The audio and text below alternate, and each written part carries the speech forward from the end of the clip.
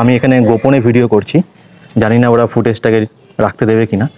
বন্ধুরা, এই হচ্ছে অম্বিকা কালনার 108 শিব মন্দির। অম্বিকা কালনার এই 108 মন্দিরের ভিতরের বৃত্তের পরিধি হচ্ছে 336 ফুট। ঐতিহাসিক ঘটনার কোনো ইনফরমেশন যখন তুমি কারো শেয়ার করবে, তখনই কেউ না কেউ এসে তোমার হাতটা চেপে ধরবে। হেই হ্যালো বন্ধুরা, কেমন আছো সবাই? আশা করি সবাই খুবই ভালো আছো। আরও একটা নতুন ভিডিওতে তোমাদের সবাইকে স্বাগত। আজকে আমি বেরিয়ে পড়েছি একটা নতুন জায়গার সন্ধানে। না, জায়গা কখনো নতুন হয় না, জায়গা পুরনোই থাকে। তবে আমার জীবনে এটা একটা নতুন জায়গা। আমি আগে কোনোদিন আসিনি, তো ফার্স্ট টাইম যাচ্ছি। আমি যাচ্ছি অম্বিকা কালনার 108 মন্দির দর্শন করতে, এছাড়া অম্বিকা কালনায় রাজবাড়ি দেখতে, তাছাড়া নৃসিংহের মন্দির বা প্রতাপ সিংহের মন্দির, আরও অনেক দর্শনীয় স্থান রয়েছে।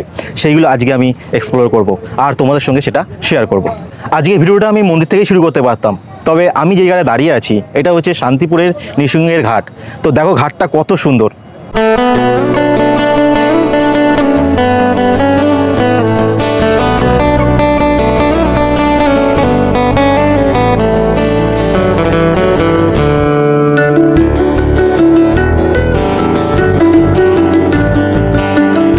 নদীর এই পারটা হচ্ছে নদিয়া ডিস্ট্রিক্ট, আর নদীর ওই পারটা হচ্ছে বর্ধমান জেলা, আর মাঝখান দিয়ে বয়ে চলেছে ভাগীরথী নদী। আজকে ভিডিওতে ঘোরার পাশাপাশি আমি এখানে কিভাবে আসলাম, তোমরা বা কীভাবে আসবে, কি দেখবে, কোন কোন জায়গায় থাকবে, সমস্ত কিন্তু ইনফরমেশন কিন্তু আজকে ভিডিওতে আমি তোমাদের সঙ্গে শেয়ার করব। তো ভিডিওটা একটু স্কিপ না করে পুরোটা দেখো, আর পারলে লাইক করে দিও, আর শেষে সাবস্ক্রাইব করে দিও। তো চলো তোমাদের ভিডিওটা আজকে আমার জার্নিটা এখান থেকে শুরু করি। নিয়েছি, আর নদী পারাপারের জন্য আমাদের টিকিট পড়লো 15 টাকা পার পারসন।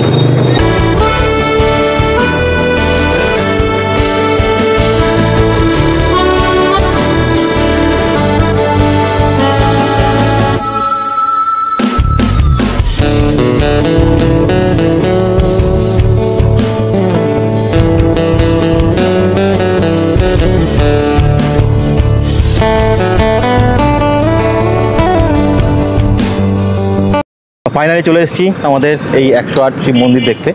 দেখো বাইরের দিকটা এরকম, এখানে ঢোকার প্রবেশ পথ। চলো ভিতর দিকে যাই। বন্ধুরা, এই হচ্ছে অম্বিকা কালনার 108 শিব মন্দির। ভিতরে প্রবেশ করার আগে এখানে জুতো খুলে নিতে হবে, তারপরে আমাদেরকে সবাই এখানে রেখেছে। তো চলো ভিতরে ঢুকিয়ে আমরা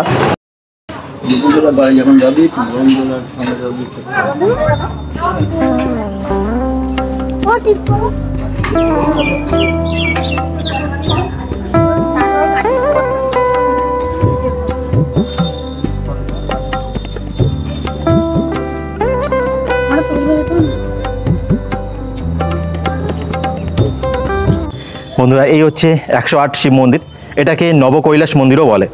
এখানে তোমাদের বলে রাখি, মহারাজ দেবচন্দ্র বাহাদুর 1809 খ্রিস্টাব্দে এই 108 মন্দিরটি নির্মাণ করেন, যার পরিধির বাইরে প্রায় 78টি শিবলিঙ্গ বা শিব মন্দির রয়েছে, আর ভিতরে রয়েছে 34টি মন্দির। অম্বিকা কালনার এই 108 মন্দিরের ভিতরের বৃত্তের পরিধি হচ্ছে 336 ফুট, আর বাইরের বৃত্তের পরিধি হচ্ছে 710 ফুট। কালনার এই 108 শিব মন্দিরটা সম্পূর্ণ পোড়ামাটি দিয়ে তৈরি। টেরাকোটা স্টাইলে এর গায়ে নানা রকম নকশা মূর্তিগুলো থাকলেও তা কালের নিয়মে ভগ্নাবশেষে পরিণত হচ্ছে। এখানে 108টা শিব মন্দিরেই 108টি শিবলিঙ্গ আছে। প্রতিটি ক্ষেত্রে প্রথমে শ্বেতবর্ণের, তারপরে কৃষ্ণবর্ণের, আবার শ্বেতবর্ণের, আবার কৃষ্ণবর্ণের, এইভাবেই সব শিবলিঙ্গগুলি এখানে বিরাজমান। মন্দিরের ভিতরে প্রবেশ করলে একটা আলাদাই প্রশান্তি। মন্দিরের ভিতরে আগে ভিডিওগ্রাফি করলেও এখন কিন্তু আর করতে দিচ্ছে না, যার কারণে আমি আর বেশি কিছুই এই মন্দির সম্বন্ধে তোমাদের দেখাতে পারবো না। প্রচারের অভাবে এই কারণেই বোধহয় এই ঐতিহাসিক মন্দিরটিতে তুলনামূলক দর্শনার্থী অনেক কম আমার নজরে পড়ল।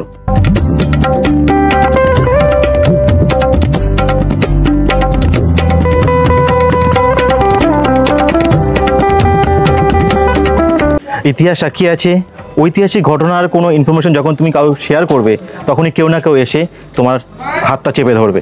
তো তাই একই রকমভাবে এই 108 মন্দিরের ভিতরটা যখন আমি তোমাদেরকে দেখাবো বলে ভিডিও করছিলাম, তখন ওরা একজন সিকিউরিটি এসে ভিডিও করতে দিল না। তো যাই হোক, এখানে একটা নতুন আপডেট তোমাদেরকে দিয়ে রাখি।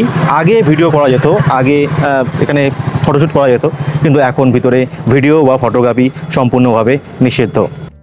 108টা মন্দিরের ঠিক অপোজিটেই রাস্তার এপারেই রয়েছে দুটো মন্দির, একটা লালজির মন্দির, একটা কৃষ্ণচূড়া মন্দির। তো এখন আমরা ওর ভিতরটাই যাব। এই মন্দিরটা তোমাদের ভালো করে দেখাতে পারিনি, কারণ ভিডিও করতে দেয়নি। তো দেখি এখানে নাকি এখানে দেখলাম যে ভিডিও করতে গেলে 25 টাকা করে এক্সট্রা পে করতে হবে। তো ঠিক আছে, চলো ভিতর দিকে যাই এবং দেখি ভিতরে কী কী আছে। ভিতরে প্রবেশ করেই প্রথমে নজরে পড়বে প্রতাপেশ্বর মন্দির ও রাজা প্রতাপেশ্বর রাজমহল, যা আজ ধ্বংসস্তূপ। এখানে ক্যামেরাতে ভিডিও অ্যালাউ থাকলেও মোবাইলে ভিডিও করা যাবে না একদম। আর আমার যেহেতু ক্যামেরা নেই তাই ভিডিও করতে পারলাম না। বন্ধুরা, ভিতরে ঢুকে গেছি কৃষ্ণচূড়া মন্দিরে। আমি এখানে গোপনে ভিডিও করছি, জানি না ওরা ফুটেজটাকে রাখতে দেবে কিনা। এখানে কিন্তু সম্পূর্ণভাবে নিষিদ্ধ ভিডিও ক্যামেরা করা। তো জানি না কতটা কাজটা ঠিক করছি না ভুল করছি, কিন্তু আগে আমি অনেক জায়গায় ভিডিওতে দেখেছি এখানে অনেকে ভিডিও করেছে, তো আমিও সেটা করছি। যদি কোনো ভুল করে থাকি ক্ষমা করে দিও। তেমন বিশেষ কিছু আমি এখানে কথা বলতে পারবো না, তো তোমরা একটু দেখে নাও।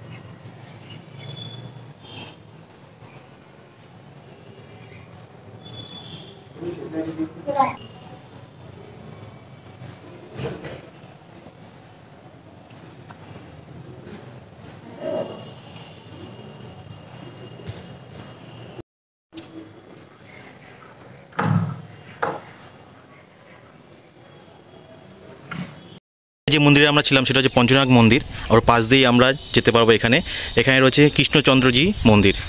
আগেরটা পঞ্চনাগ মন্দির, ওটাকে লালজি মন্দিরও বলে। 1739 সাল নাগাদ মহারাজা কীর্তিচাঁদের জননী বোজকিশোরী দেবীর আর্থিক অনুকূল্যে তৈরি হয় এই কৃষ্ণচন্দ্রজির মন্দির ও লালজির মন্দির।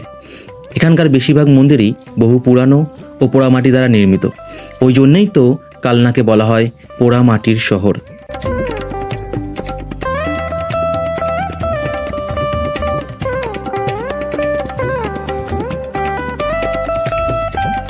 এখানে কোথায় কোথায় যাওয়া যাবে? এখানে আছে, প্রথমে এইদিকে যাবো, এদিকে প্রথমে যাবে আপনার নিত্যানন্দ বাবুর শ্বশুর বাড়ি। নিত্যানন্দ বাবু বিয়ে হয়েছিল, ওখানে নিত্যানন্দ বাবুর পায়ের ছাপ আছে। তারপরে যাবো আপনার 550 বছরের পুরনো তেঁতুল গাছ, ওখানে মহাপ্রভু বিশ্রাম নিয়েছিল। তারপরে যাবো হচ্ছে গিয়ে ঝলক দর্শন, মহাপ্রভু মন্দির। তারপরে হচ্ছে গিয়ে ভব পাগলার আশ্রম। তারপরে হচ্ছে কি আপনার সিদ্ধেশ্বরী বাড়ি। এইগুলো মোটামুটি তাড়াতাড়ি একদিনে ঘোরা যাবে? আপনার ঘন্টা দেড়েক লাগবে টাইম, মানে 2 ঘন্টা টাইম লাগবে সব দেখতে, তাই তো? কতক্ষণ এখান থেকে? এইখান থেকে সব চারিদিকে ছড়িয়ে ছিটিয়ে আছে, তো আচ্ছা, এক জায়গায় কিছু নেই। আর ওখানে কি ভিডিও ক্যামেরা করতে দেয়? এখানে যেমন ভিডিও ক্যামেরা অ্যালাউ নেই, ওখানে করতে দেবে? ক্যামেরা সব জায়গায় করা যাবে না, কিছু কিছু জায়গায় করা যাবে। কিছু জায়গায় করা যাবে, কিছু কিছু জায়গায়। এখান থেকে ভাড়া কত পড়বে? এখান থেকে আপনার রিজার্ভ ভাড়া হচ্ছে গিয়ে আপনার 300-350 টাকা করে নেওয়া হয় গাড়ি লাস্ট। হ্যাঁ, ঠিক আছে। আপনার ফোন নাম্বার একটু বলে দিন।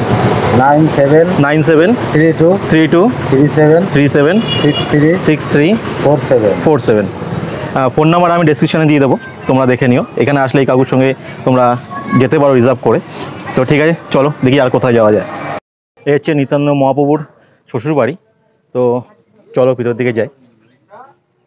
সাইডে রয়েছে নিত্যানন্দ মহাপ্রভুর, তোমাদেরকে দেখাবো যে নিত্যানন্দ মহাপ্রভুর বিয়ের স্থান, অর্থাৎ নিত্যানন্দ মহাপ্রভু এখানে যে বিয়ে করেছিলেন সেই জায়গা।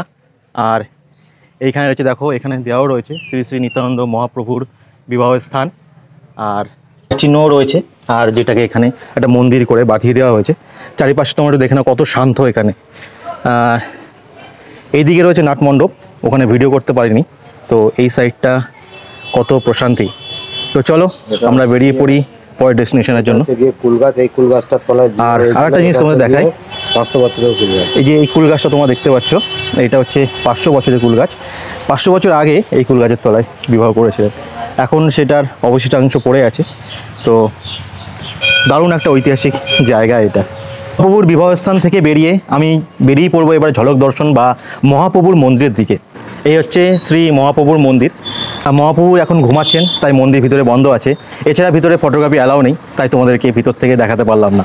ঘুরতে ঘুরতে চলে এসেছি মহাপ্রভুর বিশ্রামের স্থানে। আর তোমরা দেখতে পাচ্ছ আমার পিছনে যে তেঁতুল গাছটা রয়েছে, এই তেঁতুল গাছটা প্রায় 500 থেকে 550 বছরের পুরনো। তো এই মন্দিরটা তোমাদের একটু দেখিয়ে নিই। আমি আর ভিতরে যাব না, বাইরে থেকে যতটা দেখা যায় তোমাদেরকে দেখিয়ে দিচ্ছি।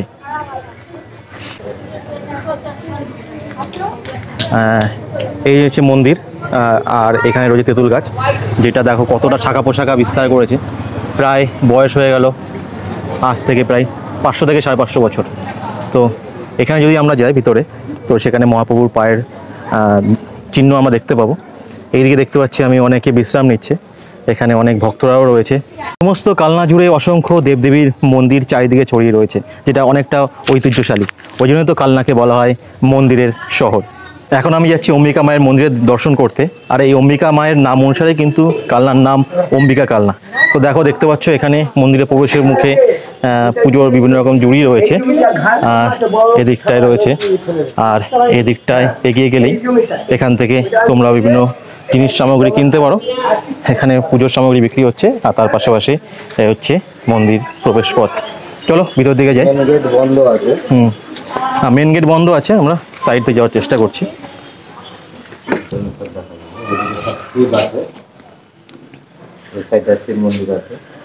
কটা আছে? ও মানে এই সাইডে 4টে শিব মন্দির আছে, তাই তো?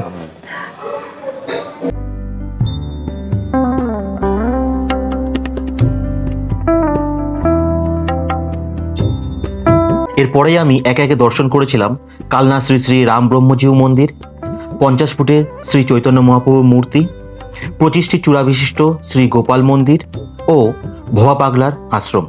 ভিডিওটা অনেক বড় হয়ে যাবে বলে সেগুলো আর তুলে ধরলাম না আমার এই ভিডিওতে।